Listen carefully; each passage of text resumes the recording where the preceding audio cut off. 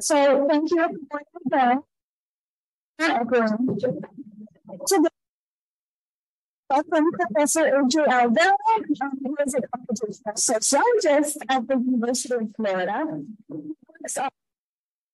Ethnicity, culture, and education. His current research leverages computational techniques to analyze college admissions essays and uncover the racial and socioeconomic patterns within them. Which is what future research plans include investigations into machine translation and multilingualism, social media, and counter-hate speech, and more to educational systems using data. Today, we're actually work with Professor Alvero, working with all the way to learn a lot about NLP methods, which I'm sure you are excited about this journey through. Please join me in welcoming Professor Alvero. And any change is fine. Oh, really? Thank you.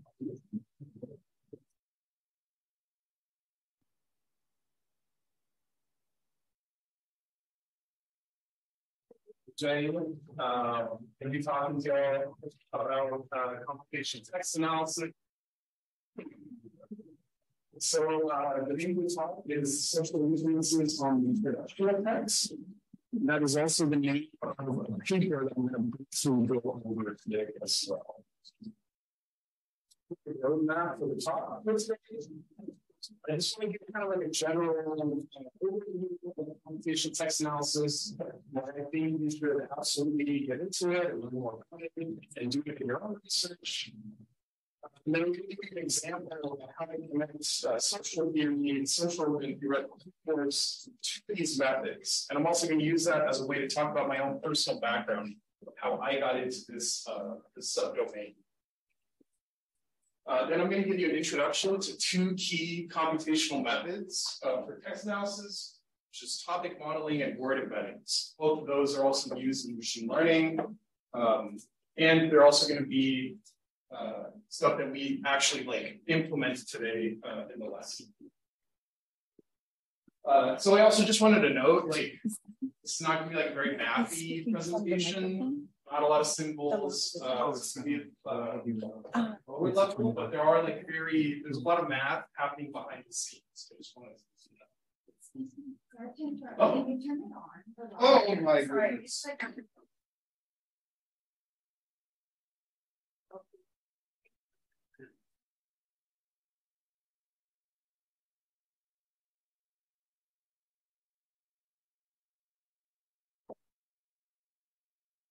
Sorry, No.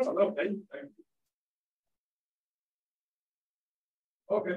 Yeah. In the meantime, we'll just. I think it was working actually. Yeah, they could hear you. Oh, good.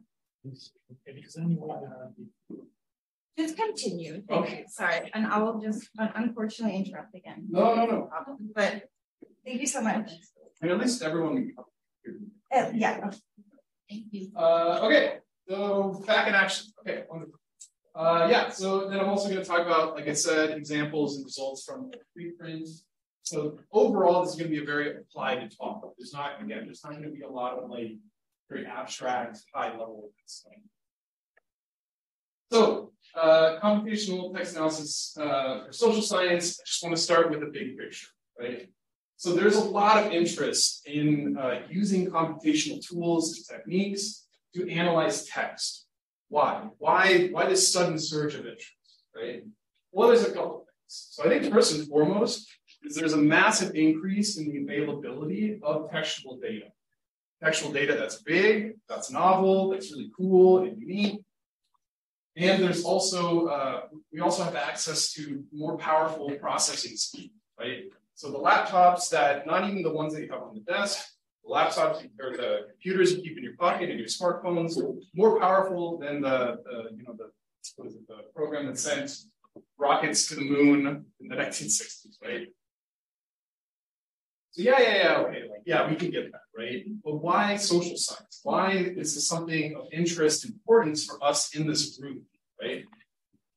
So this is a harder question. This is something I can't necessarily answer directly for you. But I also recognize that maybe you see yourself as a numbers person. You work with census data that's totally numerical, or income information that's totally numerical. Maybe you hear about text analysis, but you don't think that's quite for you, right? So my argument to you, and just to everyone in general, is that text, including even text in the form of transcribed audio, captures or could capture insights into basically any social process, right? Any social process, any outcome, any kind of social interaction, you name it, you can analyze it and model it through text. So just to give you some examples of what I mean by that.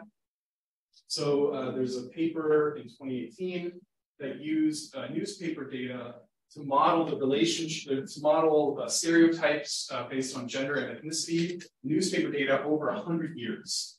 So there was this kind of historical, cultural angle to this paper, right? We want to see how society, how culture, and how the way we describe women and ethnic minorities has changed. Boom, big data text analysis. There was another paper that used the diversity innovation paradox in science. They used basically every single dissertation abstract published in the United States for some period of time. What they found is that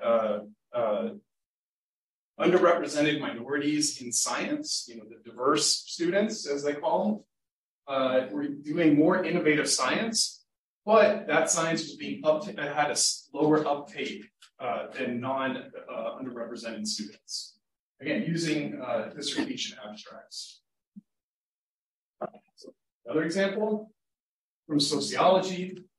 This team, they got Craigslist rental ads as their data set, just pulled them, scraped them off the internet. And what they found is that the way that neighborhoods and homes were described tended to vary based on the racial demographics of the neighborhood, right? It's published in Social Forces, classic sociology journal.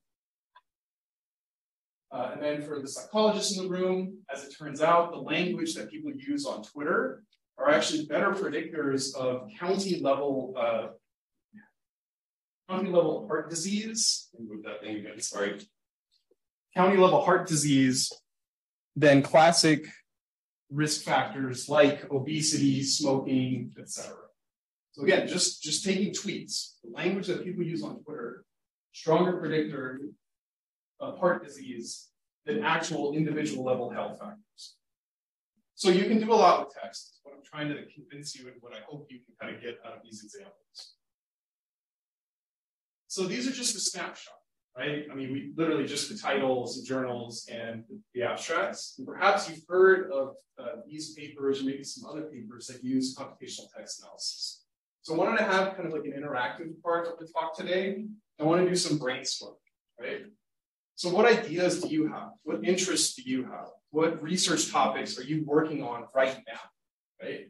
So I want to do a poll, and then I want to have a short kind of whole group conversation about possible ways that text could be used to analyze your research interests. Does that all make sense? Perfect. So I got a poll everywhere. You just pull out a phone, laptop.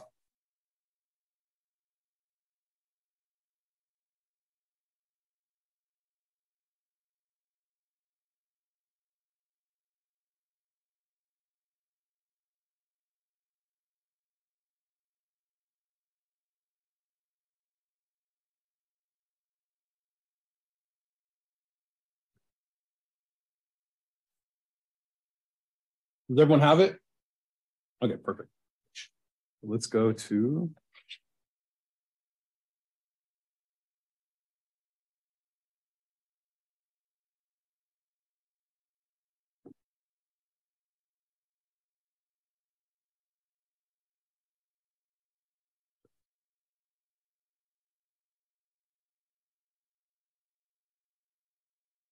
Oh, it's not activated. Oh my God.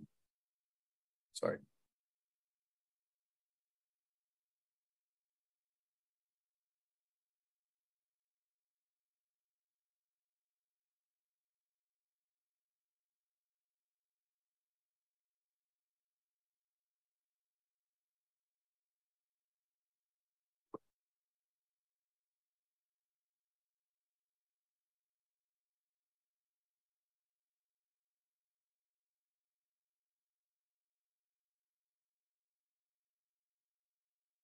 Righty. You can vote on certain responses if you also are interested. Or someone has this, yeah, there we go.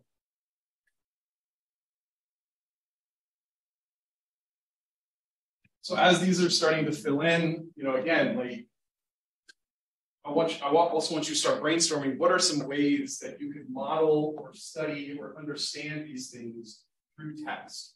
Well, what kind of text is generated in these types of processes, interactions, etc. There's no right or wrong answer.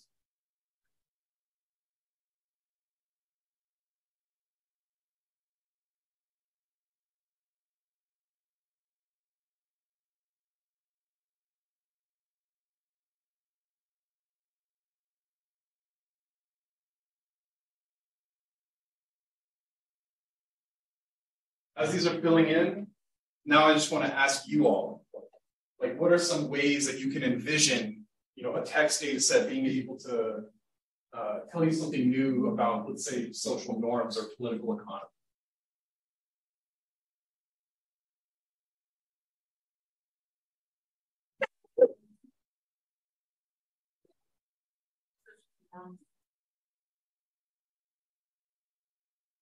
Could you speak up on that? Social norms, I guess you can see with social media data and see how people are talking about topics or what topics are prevalent. Exactly. Yeah, that's great. Yeah. I wrote political economy, so we can understand that how the narrative of a news channel or a news organization is changing due to the ownership patterns. So what kind of content they're showing on their platform is defined by their politics and the corporate nature of that organization. That's really good. Yeah, you can do some like discontinuity stuff there too. Right? It's great. What else? These are great. Yeah, I wrote text analysis to get insights into psychological states and traits, so we can use self-narratives that were events to try to predict speculating, living for honest. And some type of regularization we can put that down for future extraction. Excellent. Yeah. Anyone else? Maybe one or two more? Yeah. I work on a project where we collected all educational documents from districts in California over the past 8 years, extracted the text into PDF tools, and now we're topic modeling. Schools are discussing. Is that the one at Davis? Yeah. Yeah. Okay. Yeah, I saw that one at SEA. Yeah. That's really cool. Yeah, with Jacob. Right. She's not a plant. I didn't say that. Okay. Anyone else? That was fantastic. Yes. Anything else?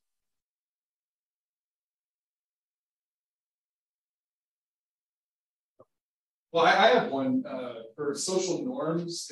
Social norms went away, but social norms. There's actually a paper recently that took etiquette handbooks, published like about 100 years ago. It's a lot of text, it's a lot of words, and they found, they were modeling norms in those etiquette handbooks and how those changed over time, right? So there's a lot, right? That's my point. There's a lot to do. It touches on a lot of different things, and I think you should be doing it too.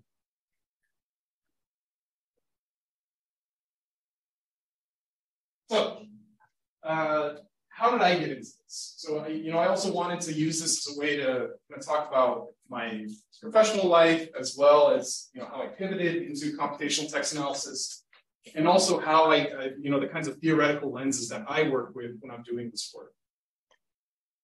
This thing is sticky. I can also just move it for you. That's okay. Thank you. So a lot of my past research was working with a large data set of college admissions essays, so about 800,000 in total, submitted by applicants to the University of California system. So the way that the University of California works is you fill out one application and then you decide which campuses you're going to submit, you're going to apply to. So there's not like, I'm going to write special essay for the fancy schools and not a special essay.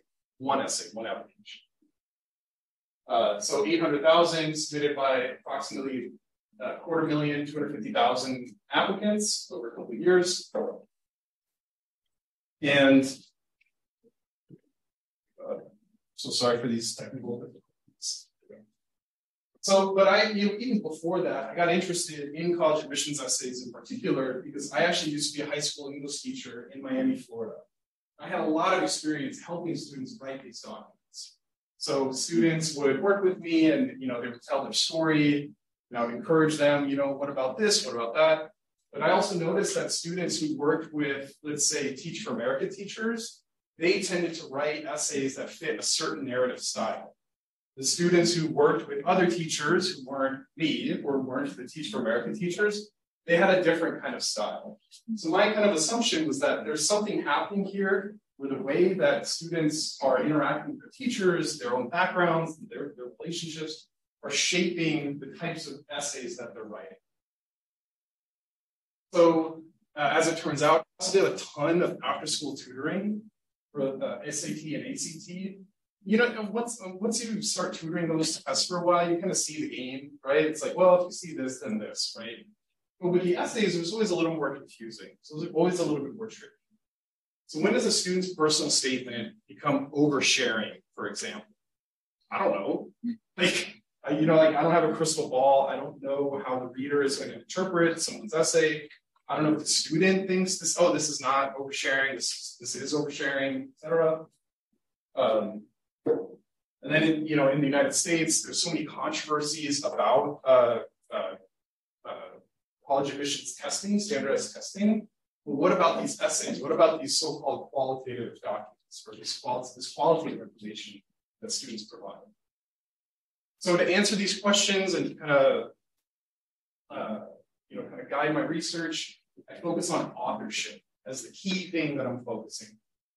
But I also draw a lot of theory to analyze authorship from sociolinguistics. Sociolinguistics is a subdomain, entirely focused on the relationship between social identity, social context, and the language you produce, your linguistic production. Sociolinguistics focuses more on spoken language, but I use this framework for text, right? So just to give you an example of what I mean, of how to use theory, or the way that I use theory to guide my approach to CSS. So it's this, what I call a sociolinguistic perspective. So again, the sociolinguistic perspective is that, like I just said, there's a very strong relationship between your identity and the language you produce, right? The language you create. So as it turns out, sociolinguistics was very much popularized here at Penn in the linguistics department, particularly through the work of William LeBeau, who just retired at 90-something. So this is from one of his studies. Basically, this was sort of his dissertation work at Columbia in New York City. As a linguist, he was curious about the ways that people pronounce the letter R. How they pronounce the letter R in the word fourth, for example, the word floor, like fourth versus floor, etc. And each of these represents different ways to pronounce the letter R, right? But what he did is, instead of taking a random sample of people across New York City, he focused on department stores. So Saks Fifth Avenue is very ritzy, very high class, very high end, elite department store. Macy's is not quite Saks Fifth Avenue, but it's also not Klein, which I don't even know if it exists anymore, but Klein is like the cheapest option.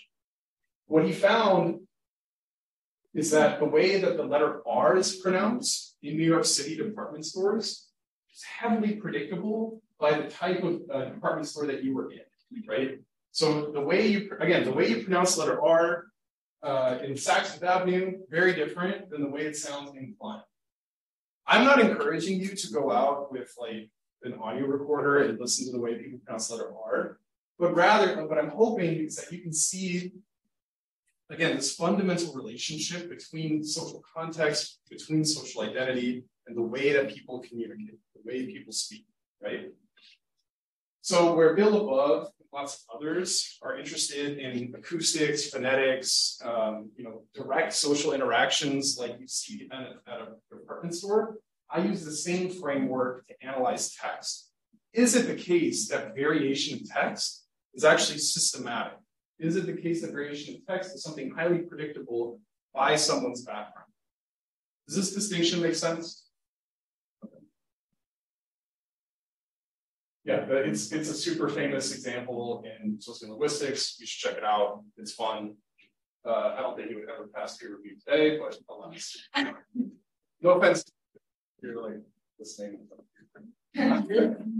Okay, so I you know, like, okay, you can see, like, okay, the way they pronounce the letter R, right? You can hear that, you can record it and then hear it later. You can imagine that. How do you do that kind of analysis through text? Text doesn't have, you know, an accent like the way you might pronounce the letter R, right? So, as it turns out, there's lots of different ways to do this, but I think, like, basically everything boils down to word occurrences. What kinds of words are you choosing to use in a given document? And what kinds of words are you using, like, alongside that word? That makes sense. So word occurrences and then word co-occurrences is what I'm trying to. So I'm going to quickly go over two very popular methods for, again, like modeling these types of relationships and patterns at scale that also leverage co-occurrence data or co-occurrence information, which is topic modeling and word vectors. So, and as I mentioned at the beginning, you're actually going to implement two examples of these in the lesson later today. And I also provide an example and a couple slides from my own work using topic modeling to predict certain information about an applicant and their social context. So what is topic modeling? I've said it like 10 times and I haven't explained what it is, right? So imagine a scenario, where you have a classroom full of students and you ask them to write an essay about their favorite sport, right? You can imagine that some students are going to write about baseball, right? I love baseball, I love to hit home runs, I love to throw and catch. Some students are going to write about basketball, right? You know, I love playing basketball, I love dribbling, shooting three-pointers, slam dunking. Then some students are going to write about tennis, right? You know, I love to serve and volley, right? So what topic modeling does is it, you know, for each and every single word, it models these co-occurrence patterns, right? So for a student who wrote about baseball, they're also very likely to write about, again, baseball terminology, home runs, doubles, singles, bat, mid, etc. For students who write about basketball, it's also very likely that they're going to use basketball terms, right? Alley-oop, three-pointer, etc. Same for tennis, same for any sport, right? But again, the key here is that it's for every single word that appears in every single document. What you get after you generate the topic model is a numerical representation of the topics, right? So these co-occurrence patterns are given like numerical representations. So for example, this document will get a high score for a baseball topic, right? Again, for every single group of words across every single document. And then you can use these numerical representations for prediction, for sorting, for experiments, etc. Right? That's topic modeling. Just to give you an example of what I mean by that. So in my past, in one of my past papers, I used topic modeling to generate topics about college admissions essays. Then I use those topics to predict the students' household income and their SAT scores, right? So again, think of the national controversies about test scores and household income. There, the R squared for that model, and this is reported, you know, not just by me, but in some of the original studies, is 0.12. That's that's the relationship between household income and SAT score. Using essay features, the R squared is higher. It's 0.19, right? So there's a strong relationship between essays and household income, and SAT scores and household income. But why did that? Well, the strongest relationship was between, oh my God. Done. The strongest relationship was between SAT scores and essays And that R squared was 0.49. So, this idea that, well, the essays give you some kind of different information that SAT scores can't, well, big asterisk after that, right? So that was just using topic modeling. Another very popular method is called word embeddings. I'm sorry if I'm distracting if I keep walking as I'm walking back and forth here. So word embeddings are slightly different.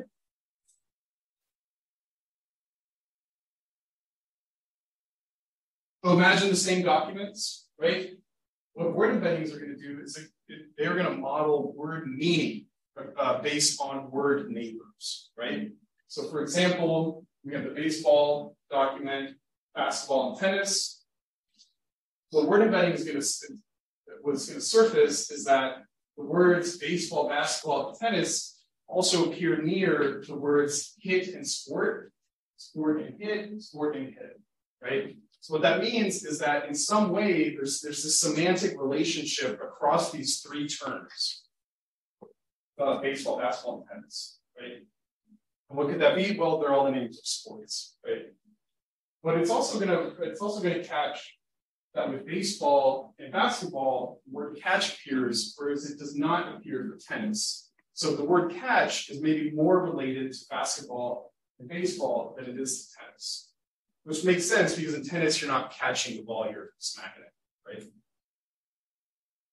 So the output here is a vector representation. So literally college calculus vector stuff, right?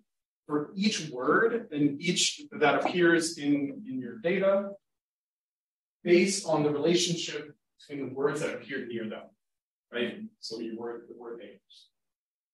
So again, you can use these word vectors for the same kind of stuff, sorting, experiments, prediction, etc. But you can also use it to model the relationships between words. So the classic example is this. So you have this vector for the word man, you have a vector for the word woman. And again, these vectors are generated based on the words that appear near them.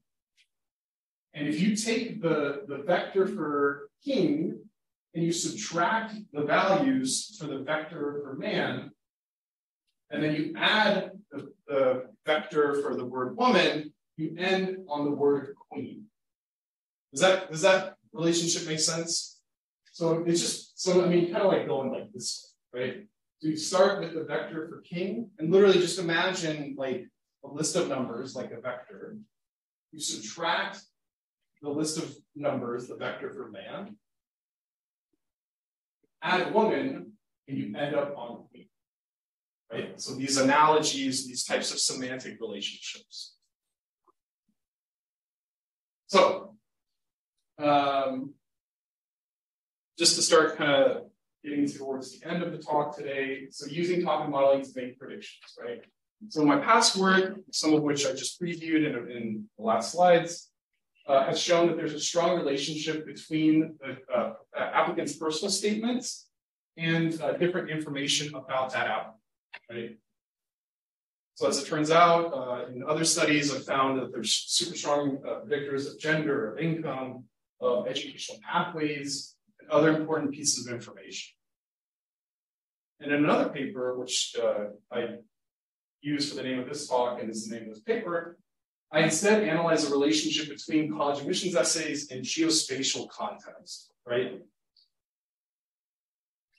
And the big question here is, just in the way that we see that topic modeling and text are very strong predictors of individual applicant level information, how do average document features, how well do they predict certain geospatial characteristics? I'm going to explain the data. It's going to make more sense. Right?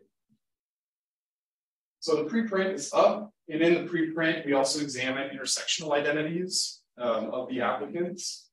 The preprints are going to look very different from the final version, but it's available if you're curious. So in this paper, we have 2 years of admissions essays submitted to the University of California system, This is from that big data set that I mentioned at the start of the talk. So here's just basic descriptives. So in 2015, 2016, we had 39,000 applicants. We had slightly more in 2016, 2017. But other than that, the data is fairly similar. What we did is we matched each applicant to the zip code of their high school. So we know that the high school and the zip code of the high school that they applied from, right? We also have information about their gender, first-gen status, and income. We don't really use them as much, the way we use them is not going to be in this talk, but if you're curious, it's in the preprint. The big difference between the data is that in the first year, applicants had to write 2 essays, and then the second year, they had to write 4 essays. So we analyze the years separately.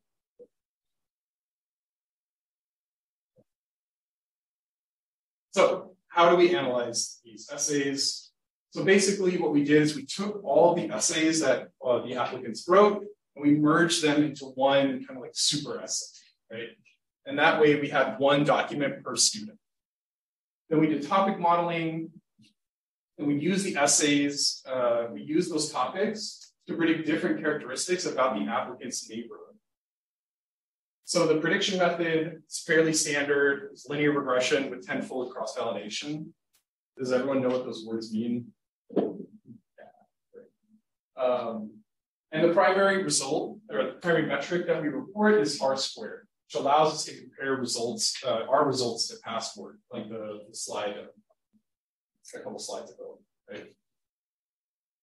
So the key thing here, though, is that what we're doing is, like I mentioned, we take average topics, average document features for each zip code. So again, it's moving away from this like individual level relationship to more like group social level relationships. We also have geospatial data. So specifically, we have zip code level information from the American Community Survey. And we also have data from Ross Chetty's social capital and economic mobility papers from 2022. Did everyone hear about those? So it's like he did a lot of stuff on Facebook interactions and economic, like neighborhood level economic exchanges. And that data is zip code level and publicly available. So we wanted to see how well do these admission essay features, how well do they correlate and predict these information from ACS and information about local social capital and local economic mobility. So even before doing the final analysis, using all the average zip code, average topic features to predict these geospatial characteristics, even before we do that, we find that individual topics are strongly correlated with these different geospatial features, right? So these are just density plots where each input is just one topic feature. And you can see like for the ACS variables, the correlations go from like -0.5 to 0.5, right? And that's just for one topic, for individual level topic, right? Strong correlations here. And it's the same story for the social and economic features, right? Again, 0.5 to 0.5. These are from Ross-Chetty. So with the strength of these individual level features, we were kind of expecting that there was going to be a strong relationship using all the topics. And that is indeed what we see. So in the pink bar here, it's just, regular, degular R-squared, right? And then the teal bar, turquoise bar is adjusted R-squared, which includes a bigger penalty, right? But overall, they're not too different. For comparison, the red line is from another paper using topics to predict SAT scores. And this blue line is the relationship between income and test scores, right? So again, very, very strong relationships between your local context, your social context, and the types of essay that you're submitting as part of your college application. And The same story for the social capital variables. So almost all of these, almost the relationship is stronger almost across the board than income and test scores. And for a couple is stronger than the relationship between an individual applicant's essays and test scores. Right? Does this all make sense? Am I going too fast? Great, amazing.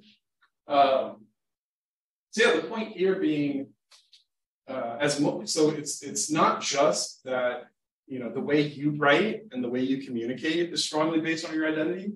It's also the way that you, as part of a member of a community, is also strongly formed by the stuff that is happening in that community, right? It's not just like these individual level correlations that form. So for this paper, some of the big takeaways, again, are that some of these relationships are even stronger than individual level characteristics. And almost all of them are stronger than the relationship between income and test scores. And as you might imagine, there are lots of different possible future directions for this work, right?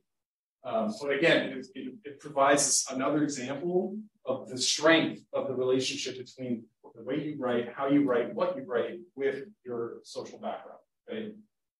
So I think big kind of meta takeaway for me in doing this work is that we have these ideas of authorship, right? Of course, you should submit a personal statement because only you can write that. Only you have your story. But at the same time, what does it mean if your story is exactly like everyone else around you, right? So I think and I know that you can get into some tricky kind of gray areas too, don't get me wrong. But I think we should be reconsidering what we want from text in social processes like college admissions, right? Right. So let's just start wrapping up for the talk. I hope you can see, even if you don't agree with, my kind of theoretical approach, I hope you can see the connection, right? And I hope you can envision yourself, taking whatever theories and ideas that you tend to work with and applying them to textual data, right?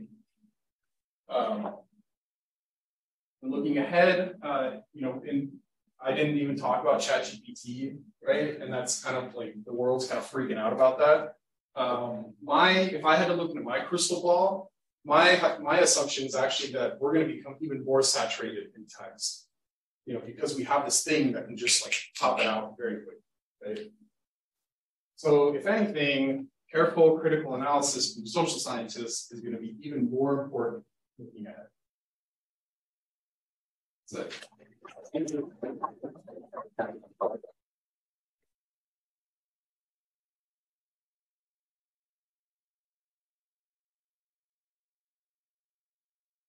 Bear with us and work on different factors to strategy because one of my mentors were James Baker. Oh, something similar. Yeah. Way back in 14. Yeah. Talk about different features predicted. So for our science advances paper, we used Luke as well. And what we found is that kind of what he found with there was function words, article usage, smaller things that was more associated with higher income, higher SAT scoring students. We also found in terms of topics that students who wrote about kind of philosophical things, they tended to come from higher income backgrounds, which also tend to get higher test scores, right? And then students who wrote about tutoring, about time management issues, they tended to have lower income and lower test scores. I mean, and everything I just described is in the supplementary materials of that paper. For the average, the zip code level one, there were so many that we don't work, and we're still working on it, but so I don't have a snappy answer, but it's the same kind of thing.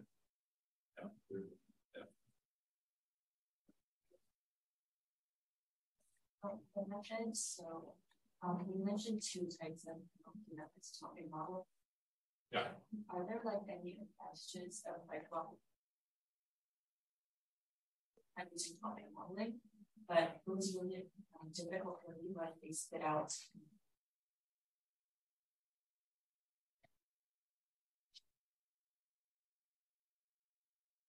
Yeah, so in terms of, let me start with the second question, which is like, how do you deal with low quality topics? So of course there's hyperparameter, right? So you could adjust the number of topics you're generating. The way that I usually do that is through a library called LBA tuning. If you use R, so basically what it does is, you do your pre-processing, you give it your text, and then it uses these 4 different algorithms, and like it's all published and it's all there, to basically help you come up with a reasonable number of topics to generate. It's super time intensive, it's extremely slow. If you have access to a high performance computer, please use it if you go that route. But that could help. And then in terms of, what was the first question? I'm sorry.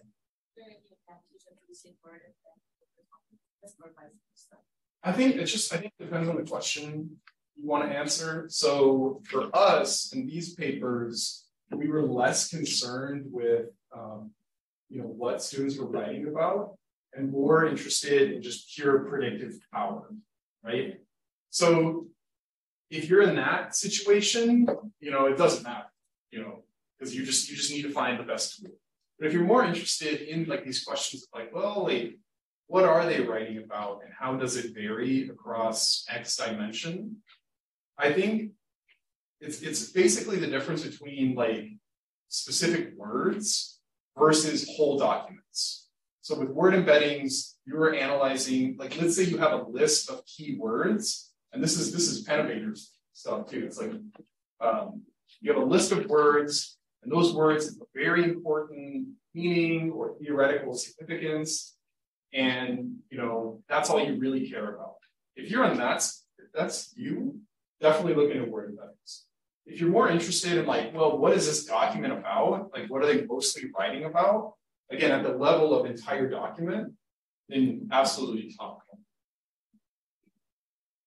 Yeah. This question occurred to me because we were having a discussion for a class activity. So we were talking about how things have been generated by AI. And suppose if someone is using ChatGPT or AI software like that, so it might works as a leveler, right? So the AI doesn't know that what socioeconomic background you're coming from. And then if the college essays are influenced by the text which is written by AI, so isn't it makes it difficult to analyze what you're doing this one, right? Like, and how do you see the textual analysis in a post ChatGPT world? Yeah, I mean, not only that, this is my opinion and my experience, but the ChatGPT detector methods, awful. Like, do not work at all. I mean, I'm sorry if like, I don't know, you use them or they work well for you, but for me, like we're talking like below 10% accuracy, like very bad. So it's not only that, it's what you're saying plus an inability to detect it at scale, right? So I think like it's a complicated question. So on the one hand, like having the ability for students to kind of like have this tool, maybe help them get started, right? Give them some starter sentences, like whatever. Like there's like a version of that where like I don't think anyone would mind, right? It'd be kind of like a version of tutoring, you could say.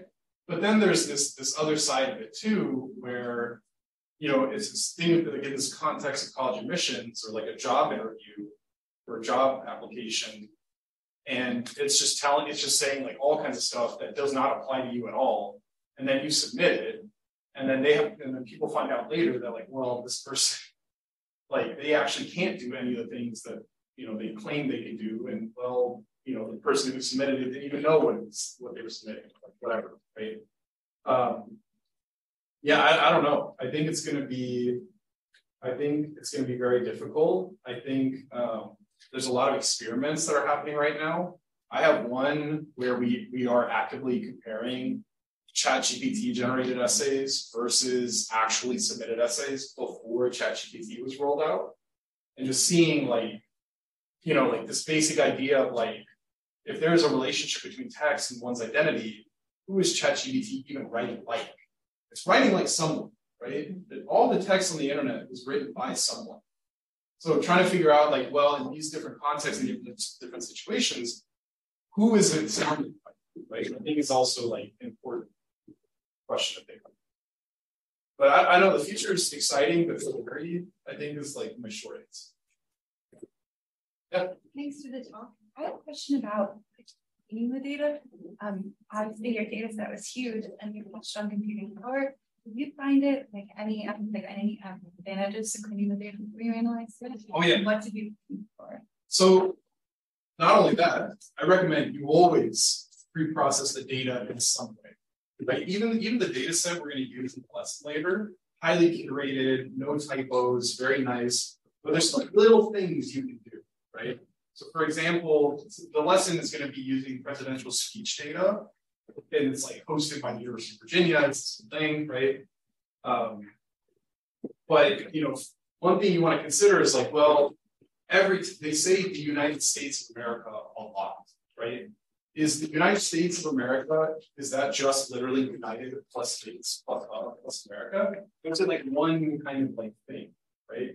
So what you can do for those situations where you have like phrases, multi-word phrases that appear many, many times, you can collapse them into one word.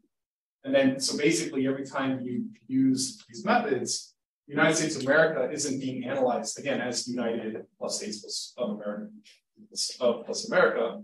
It's this one thing, right? So you can do things like that. In our data set, there were small things that appeared frequently.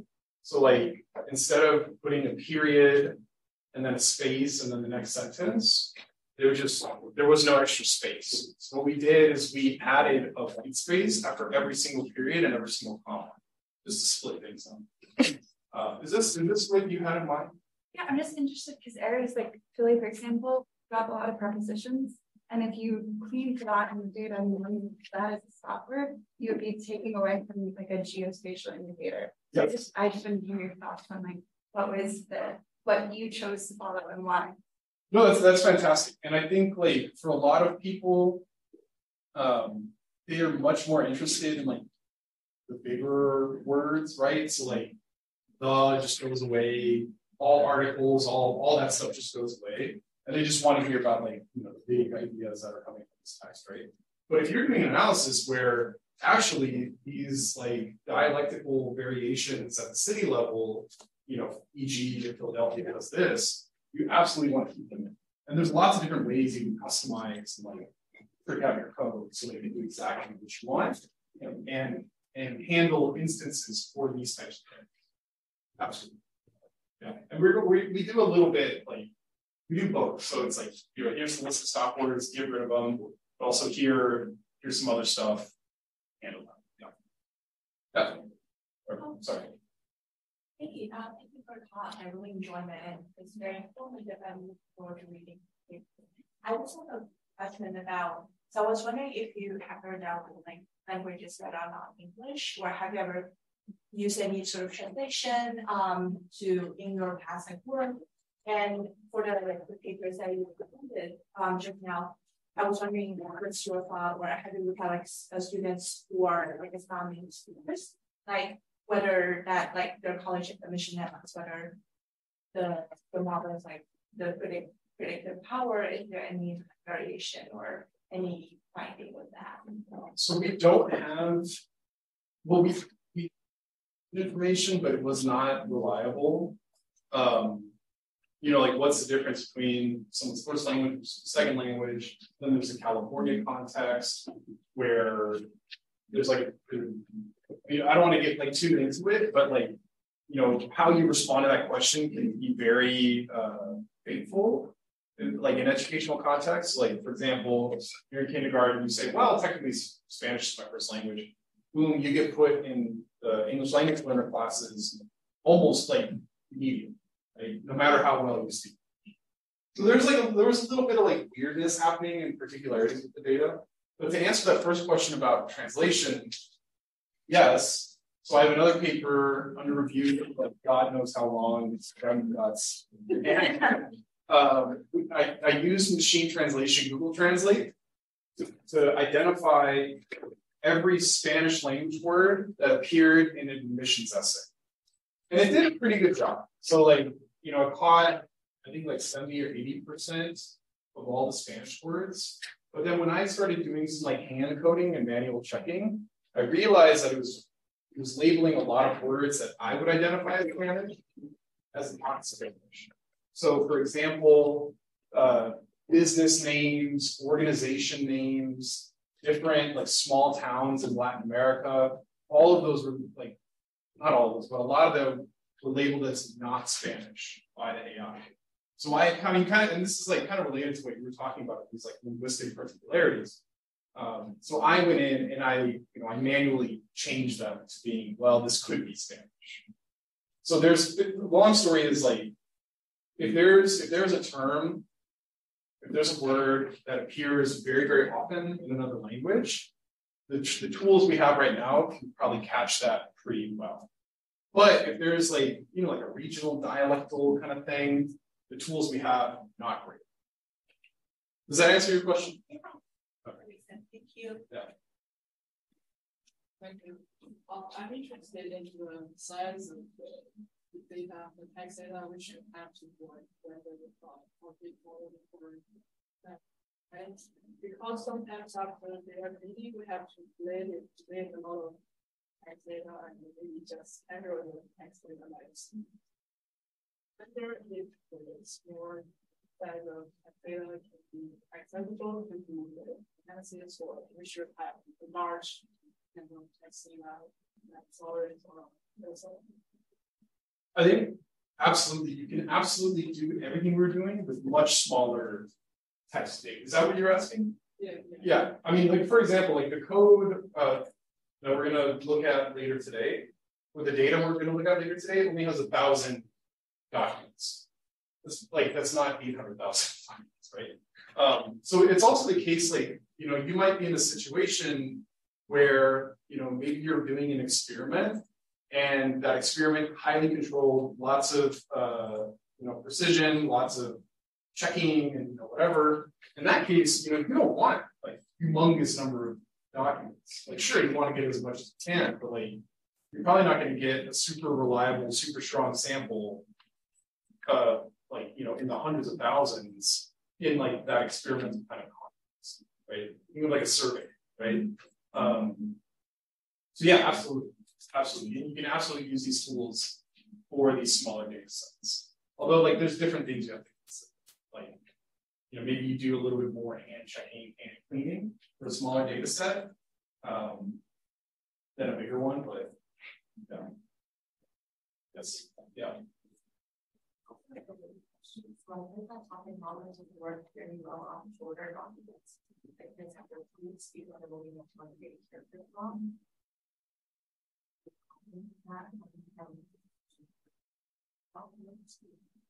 So,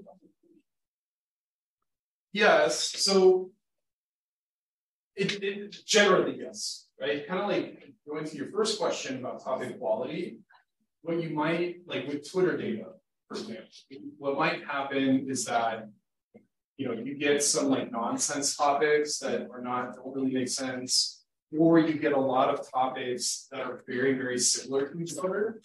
I mean, if for that second case, you can just collapse the topics into one topic, right? Like Twitter, for example. Let's just assume that everyone on Twitter is talking about smoke and the fire, right? And you take a random sample of tweets from today and you generate 100 topics. Let's say 10 of those topics, fire, smoke, air, quality. And then, just those same words in different orders and like very similar words. You can just say like, these are the smoke topics and work with that. But generally, yeah, like topic modeling does work better with longer documents. That's why we kind of collapse the 2 essays and the 4 essays into one super essay. Yeah. Yeah. Thank you for the interesting talk. I work in very similar domain. So I have this one question where you were talking about geospatial indicators and how they correlate with other socioeconomic constructs like education and income and so on. I was just wondering that is it possible that in the essay itself they are giving away the location information? For example, I mentioned my school name or I mentioned my maybe district, state, something like that. And data leakage thing. And is it because of the words they are using, or is it because of the maybe information leakage? So the way it could very well be, right, that for the students who are in zip code X, they're like, I live in zip code X, right? It could absolutely be the case. But the only difference is that if we were to replace every single word in every single document with like a nonsense string, right? As long as the nonsense strings kind of like are the same across all the documents, we get the same exact results. With topic modeling, it's not the meaning of the word that matters at all. It's literally the occurrence of the word and the co-occurrences of the words. It could very well be the case that one of the topics is, I don't know, like this is California data slate. Let's say the zip code for Beverly Hills, right? It could very well be the case that there's this Beverly Hills topic, Beverly, Bel Air, Beverly Hills, like whatever, right? But the model doesn't know what Beverly Hills is. All it knows is that those words tend to co-occur, and they tend to co-occur at very high rates with respect to zip code. Does that answer your question? Yeah. My part was about when you are and you have a feature. So it's like sometimes you overfit because maybe you are giving away the information which you are predicting. So that's why we do the cross-validation. Okay. So it's like, it's classic, have they done that yet? Not in this course. Some people might have been exposed to it elsewhere. My apologies, first. So it's just basically like you split the data 10 times, where 90% is the training data, and 10% is the test data, and it's all random splittings, and then report the average accuracy, the average R squared of those models. Is that? These are good questions. These are great questions. I just want to make sure I'm answering right.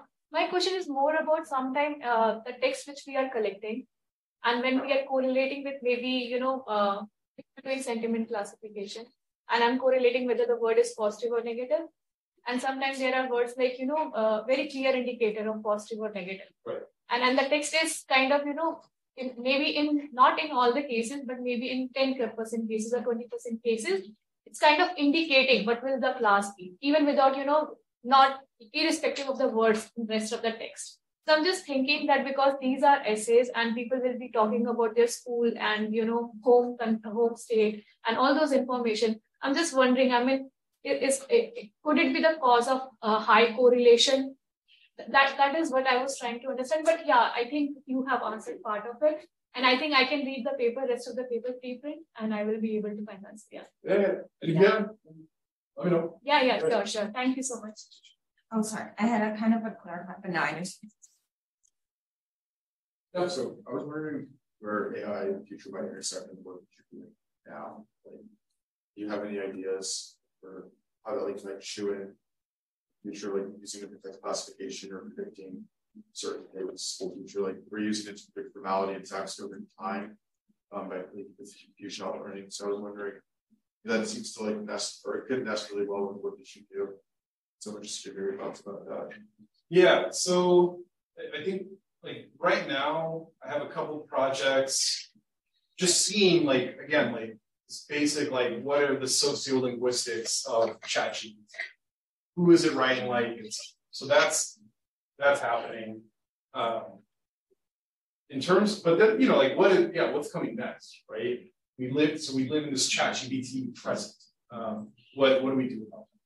So I think I think like what I'm kind of waiting and seeing like what the uptake is going to look like how exactly is ChatGPT being used. I know there's a lot of interest in answering that exact question. So for example, the Gates Foundation, they posted like a $100,000 grant competition. If you could do something related to education that has ChatGPT in the grant, they literally say that like, if you don't have ChatGPT in your application, we will immediately reject it. So I don't know. Like, as we're trying to figure that out, we're trying to build a plane as we're flying it or whatever. The other thing I was going to say is that in my conversations with computer scientists, at least, some of them, their kind of belief and attitude about ChatGPT is that we don't have to learn anything else anymore. We don't have word embeddings, topic modeling. Like it's all obsolete because now we can do all that stuff with ChatGPT. So I have another project that I'm on that's looking at parole transcripts. And we had like 2 computer scientists just like nonstop designing these like very bespoke, very precise kind of features based on the parole hearings. And I mean, I very confidently, like, yeah, if I had to do that all again today, I would not do anything that I did and I would just use ChatGPT. So like, I don't know, like the future's probably gonna be somewhere in the middle, right? Like, I think you should still learn topic modeling and word embedding and such, but ChatGPT is definitely going to be used for these tasks. And I don't know, like I personally get worried that we're just going to assume it works, right? Even though we can't explain it, even though we can't, there's not a lot of inference to do. I'm afraid that people are just going to assume it works and report those assumed correct results. So like where I see it, the stuff that I do is kind of like top level thing, but we still do it at the top of the problem. We still go do the NLP, it needs to kind of extract the features that help explain the question we're answering. I see that. I totally see that. Totally vibe with it. But for a lot of people, that second piece, they're like just a ChatGPT, which like I don't know. Yeah. This will be the last question. Yeah. This is unrelated, I think, to the AI questions. It's more about kind of best practices. So you mentioned that you'd gotten essays for 2 different time points for these different zip codes, and you didn't really I know that you have limited time, but how do you talk about changes in topics over time? Are there best practices around that? Yeah, that's a good question. So for us, we don't, to be honest. Like on the one hand, we see similar results because we have let me take a step back. We have 2 sets of findings and results that are for each year. So the figures that I showed, I know it's small, but it's at 2015, 2016. So we have a set of models and outputs and such for the 2016, 2017 data that looks very, very similar. The reason why we didn't combine the data, is because the format changed. We weren't sure, it felt kind of funny. I think a lot of computer scientists would tell you, yeah, dude, just throw it all together. Mm-hmm. But for us, we were a little concerned because not only did the format change, it changed quite a bit. So it went from everyone had to write essays to the same 2 prompts to everyone had to choose 4 prompts from 8 choices. So we wanted to keep things separate. And in a way, what we show is that at the very least, the strength of the results is durable with respect to these types of changes. I have another paper that was looking at transfer essays. And it did kind of pre-post kind of thing. And what we found is that community college students, after they changed the transfer essay prompt, there was a big effect on community college students, not on the university applicants. So there's a lot of stuff to do with time, I think is the punchline, but you have to be very careful and you have to think about, what is the context? Did the context change? Does the change matter? Well, keeping in mind that he will be here all day long, I love the conversations already going on. Please join me in thanking AJ for this first talk. Next, well, there will be